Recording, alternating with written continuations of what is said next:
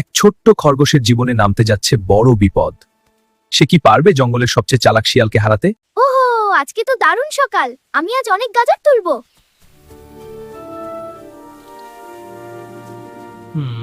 ছোট্ট টুকটুক সবসময় এত খুশি থাকে, আজ একটু ওকে বোকা বানানো যাক। এই গর্তটা ঠিক এই পথেই বানাবো। টুকটুক লাফাতে লাফাতে আসবে আর সোজা পড়ে যাবে।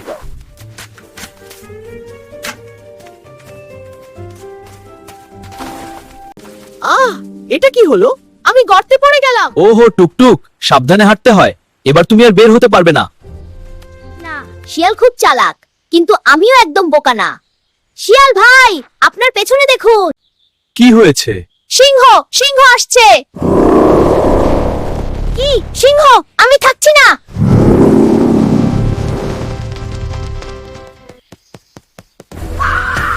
আমি তো গর্তে পড়ে গেলাম।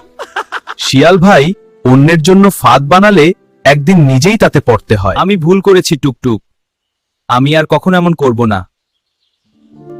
বন্ধু হওয়া ভালো, চালাকি করা নয়। আজ থেকে আমি ভালো বন্ধু হব। আমরা বন্ধু। হ্যাঁ, সব সময়। তাহলে বন্ধুরা, তোমরা কি শিখলে? বুদ্ধি ব্যবহার করো আর সব সময় ভালো কাজ করো। আর গল্পটা ভালো লাগলে আমাদের চ্যানেলটা সাবস্ক্রাইব করতে ভুলো না।